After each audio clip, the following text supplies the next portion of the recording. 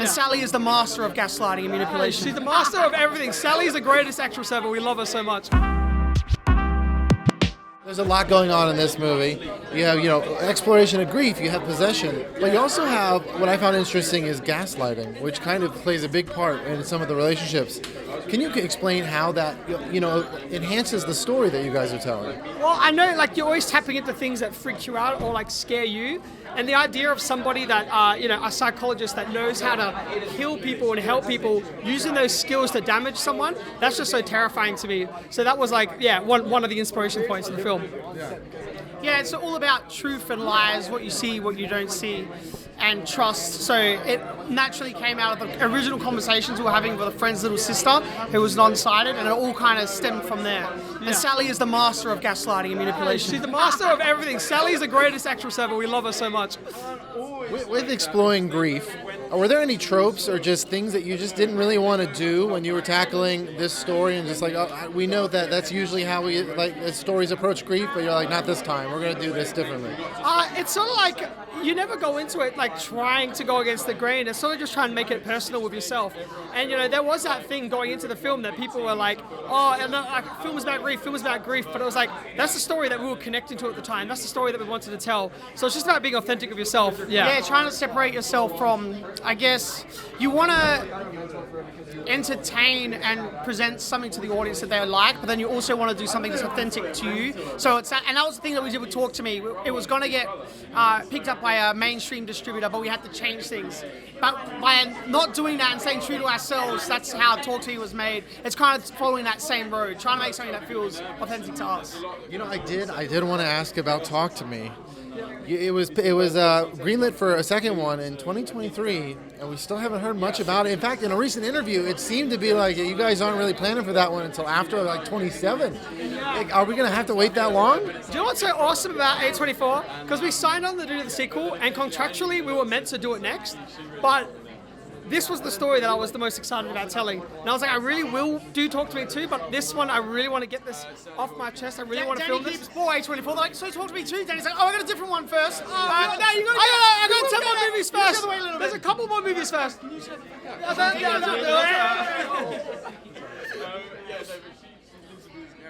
I forgot what I was saying. But no, Talk to Me too. There's 2 scripts. They're getting developed. We have an office with 4 walls, and that is on one of the walls.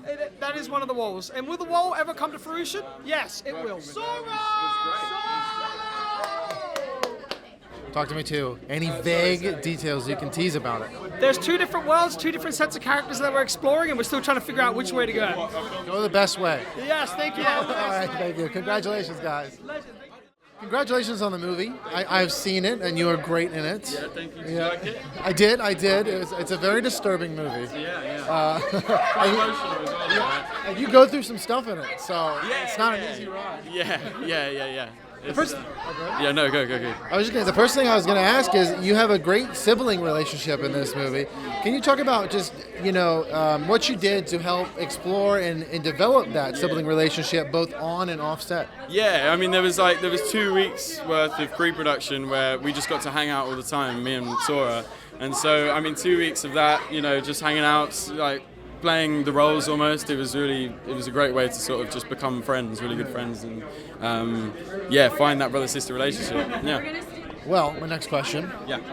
In the movie, you get a new foster care mother with Sally Hawkins as Laura, but immediately you both are kind of off to a bad start, and things just don't really go well between you both.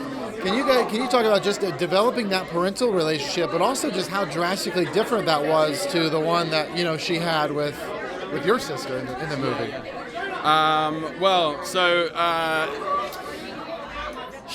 She just wants Piper. She just wants Piper, and Andy's sort of in her eyes the leech, just someone that's not meant to be there. He's just and so in that case, she's just playing these mind games to try and almost split them up, and I think that leaves Andy feeling really lonely, and that was something I definitely felt while we were shooting it. But then they call cut, and suddenly Danny and Michael and everyone's back to normal, and it's great. So it was interesting as well, because Sally stays in character, like I said, and there was a constant sort of like, we got along really well. Like, I love Sally, she's the kindest person. But there was also like occasionally there'd be odd like jokes dropped where it was like, you know, Andy. It was almost like I was being Andy again. But yeah. Now, I got to real quick ask about Invasion, which you're in as well.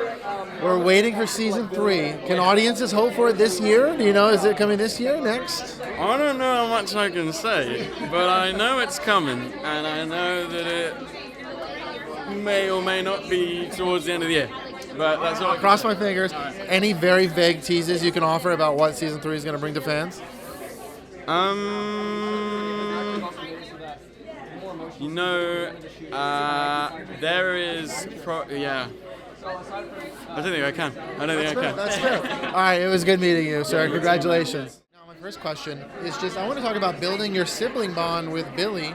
What was that process like, and what did you guys do, like, on and off set to help make that feel as authentic as possible? Well, we had 2 weeks pre-shoot to the actual movie. So what I did was global blindfold, and I had that on my face, so I couldn't see anything. And me and Billy would, because Andy guides Piper around everywhere, so we linked arms, and he just guided me, and I think that just helped like really connect. Yeah. Another important relationship in the movie is Sally Hawkins is Laura, your new foster mom. You guys get along pretty well, but that's the opposite for your brother, and they don't really like each other. Can you just talk about that stark difference between how you get along with your foster mom in this film and that relationship compared to that of your brothers? What was the last bit? Well, just the stark difference between your relationship with your new foster mother and then his. Obviously Piper gets along really well with Laura because they hit it off basically, and she's so sweet and funny, and Piper's really looking to fill that gap, you know, of lost and loved ones, so she's trying to fill that in. But for Andy, he can tell that something's off with Laura, and there's more than meets the eye that Piper can't quite grasp because she's not willing to believe the fact that this amazing person can be so messed up. What was that like on set? Just like that stark difference of like when you're rolling, there's a divide, and then cameras cut, and it's like, oh, everyone's fine, everyone's good. Yeah, it was really funny because towards the end of the film, it was like everybody would be so like, yeah, everything's laugh, and then they'd call action, and it would be like, It was really cool to see. Now, last question. You know, it must have been so much pressure going into this project. But then, you know, now that it's done and you've done it, you did a fantastic job. Just looking back on it, was it as hard as you thought it was going to be? Were there any things that stuck out after the fact that you're like, man, I can't believe I pulled that off? Well, I think the whole thing, just getting the part and working through it was really like, just especially the first few days on set, I was so nervous, but it turned out to be like everybody's so amazing and so supportive. I just felt so like I actually belonged there, and it was really like great, and everybody was so sweet and incredible, and I absolutely enjoyed it. It did not feel like work at all. You do some wild stuff in this movie, to say the least. Some of which includes eating spontaneous items. Talk about the process. One of the clips that they showed early on was you go to town on a knife. Yeah. What was it like just going to town on this knife? It was crazy. Had to use the fake knife, but it was fun to film. Yeah, it was crazy biting a knife. That was the first time for me, but I bet you never thought I'm going to be eating a knife one day. No, never thought of that. In fact, there are a lot of things I never thought I'd do. You also nibble into a table. What kind? Really? Oh yeah, on the table. You remember? Oh yeah. Yeah. But they were talking about it in a Q&A, and they were like, yeah, it's made out of chocolate. What kind of chocolate? Was it made out of chocolate? Am I remembering that right? I'd never tasted any chocolate. It was like hollowed out wood. Okay. They put some sprinkling in. I didn't taste it because I had a bunch of blood in my mouth. Oh, so you were just tasting that nasty blood. Yeah, but the table was really yum. It's like crunchy. So. For you, and you know, there's a lot of experiences here to pick from. What was the most surreal moment for you? Oh, it's really hard to pick. Just everything, really. Yeah. The whole thing. Yeah. Well, you have a close relationship with Sally Hawkins as Laura in the film. Can you talk a little bit about that? And you know that's also something that's very different. Than everyone in this film has their own unique relationship to that character. So how does yours stick out in this film? Well, Laura, she relies on him. She because he's the reason, he's the whole thing for her. He's the way it can happen. And so she's relying on him, but she's also scared of him.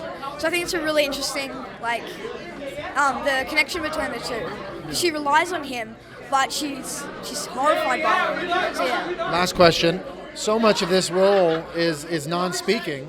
So can you just talk about, bringing all that emotion, all that conflict, and that just how disturbing it all feels without basically saying a word? What I love about it is when I heard that it was non-verbal, I think I love the challenge of that because, as I say, actions speak louder than words. And so to be able to take that emotion and take all of that and put it into the actions and facial expression is really amazing. Yeah. Well, congratulations, and it was great to meet you. Very disturbing story that we got here. My first question is just, what was the most surreal moment for you on set? Because there's so much happening, but for you, what was that one moment that you were like, oh man? I think meeting Sally, because she plays my on-screen mum, and it was crazy because I grew up watching her like Paddington, so then it was so crazy like seeing her in the flesh, and that she was so great to work with, like it was so surreal to me. I was like, what is happening? Like she's here in front of me and I've seen her on the screen, and she's so hardworking and so dedicated, and it was really great to improvise with her, so I love it.